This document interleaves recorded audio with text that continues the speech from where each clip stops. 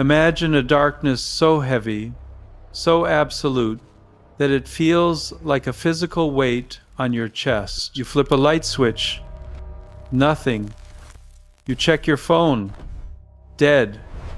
You light a match, and the flame suffocates instantly. This isn't a power grid failure. This isn't an eclipse. For 72 hours, the sun, the moon, and the stars effectively vanish. And outside your locked door, the air itself turns poisonous, filled not just with toxins, but with sounds, screams, pleas for help, and voices that sound exactly like your loved ones, begging to be let in. This is the scenario described in the 3 Days of Darkness. It is arguably the most terrifying, specific, and controversial prophecy in the history of the Catholic Church. It speaks of a divine reset button, a global purification that wipes out 2/3 of humanity to usher in an era of peace. But here is the critical part. The mystics who predicted this didn't just leave us with a horror story. They left us a survival guide, a specific set of rules, tools, and spiritual protocols that they claim will be the difference between life and death. Today, we are not just telling ghost stories. We are deep diving into the theology, the history, and the mechanics of this prophecy. We need to understand why millions of people are stockpiling beeswax candles right now, and whether this is a medieval superstition or a legitimate warning for the modern age. To understand the stakes, we have to look at the messengers. This didn't come from a conspiracy forum. It came from the diaries of canonized saints and beatified mystics. The central figure here is Blessed Anna Maria Taigi. She wasn't a hermit living in a cave. She was a working-class mother in 19th century Rome. She managed a household, raised children, and dealt with a difficult husband. Yet, for 47 years, she claimed to see a mystical sun globe suspended before her eyes. In this light, she allegedly saw the future of nations, the consciences of world leaders, and the precise details of a coming chastisement. She described a punishment sent not from the earth like a war or a revolution, but directly from heaven. Then there is Marie Julie Jaheni, the Breton stigmatist. If Taigi was the quiet observer, Jaheni was the thunder. Living in France during the turn of the 20th century, she bore the stigmata, the wounds of Christ, and her visions were graphic. She didn't just speak of darkness. She described red clouds like blood crossing the sky and the earth convulsing as if it were in pain. These women, separated by time and geography, described the exact same event with chilling consistency. Even Street Gaspar del Bufalo and Blessed Elizabeth Canori Mora echoed these warnings. It is a chorus of voices spanning centuries, all pointing to the same 72-hour window. So, what exactly happens when the lights go out?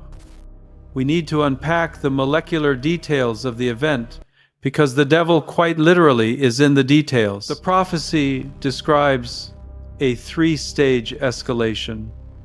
First, the natural world revolts. Earthquakes, thunder that shakes the foundations of homes, and that terrifying blood-red sky. Then, the total blackout occurs. This is supernatural darkness. The mystics are adamant. Electricity will fail. Batteries will drain instantly. Firewood will not catch. The laws of physics regarding light and combustion are suspended. But the darkness is just the canvas. The real threat is what inhabits it. The air becomes laden with pestilence. This isn't a biological virus. It's a spiritual miasma that chokes the life out of the unprotected. And then the gates of hell are unlocked. Marie Julie Jaheni prophesied that demons would be loosed on earth, appearing in hideous forms. This is where the psychological warfare begins. The prophecy warns that these entities will mimic the voices of your friends, your family, your neighbors. You will hear them outside your door, screaming in agony, begging you to open up. This is the trap. The warning is absolute. Do not look out. Do not open the door. The prophecy states, "He who, out of curiosity, opens his window to look out or leaves his home will fall dead on the spot." It is a test of obedience over curiosity, of spiritual discipline over emotional panic. This brings us to the Ark, your home. How do you survive 72 hours of supernatural siege? The mystics provided a very specific inventory. The first item is the most famous, the blessed beeswax candle. This is the only light source that is said to function. But why beeswax? This isn't random. In Catholic theology, pure beeswax represents the pure flesh of Christ, born of the Virgin. The wick represents his soul, and the flame represents his divinity. When you light a blessed beeswax candle, you aren't just creating light. You are invoking the physical presence of Christ in your home. It is a sacramental shield. The prophecy claims that in the homes of the wicked, these candles will not light, but in the homes of the faithful, a single candle could miraculously burn for the full 3 days. The second step is the seal. You are instructed to close every window, lock every door, and cover every piece of glass. You must create a hermetically sealed sanctuary. You are blocking out the sight of God's wrath. This echoes the Passover in Egypt, where the Israelites marked their doors with blood and stayed inside while the angel of death passed over. If you have animals, bring them in. If you have supplies, secure them. But once that darkness falls, the seal must not be broken. The third weapon is the internal state of the survivors. You cannot just sit in the dark and wait. You have to fight. And the weapon is prayer. The rosary is specifically highlighted as the ultimate defense. The repetition, the focus on the life of Christ, acts as a rhythm to counter the chaos outside. You are told to kneel, to pray acts of contrition, and to invoke St. Michael the Archangel. The air outside is filled with the shrieks of demons.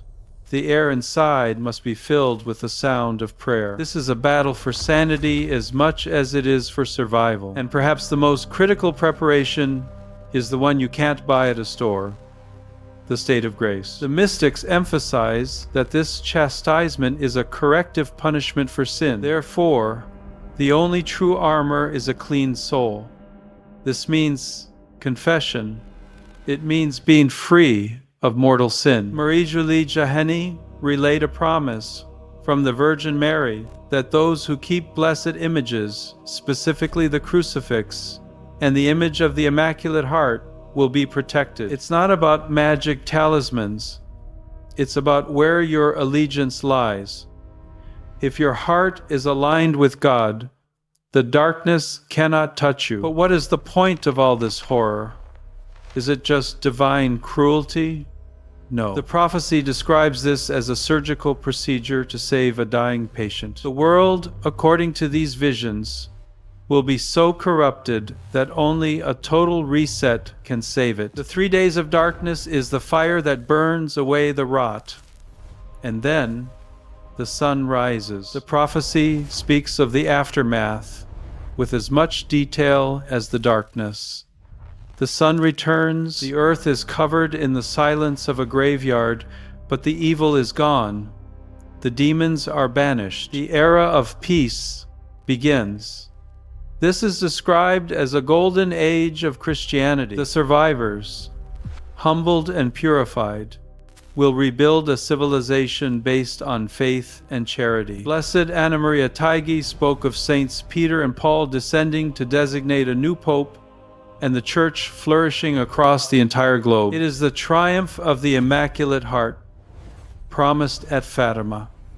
The suffering is finite. The glory that follows is what matters. So, where does that leave us today? It is easy to dismiss this as fear-mongering.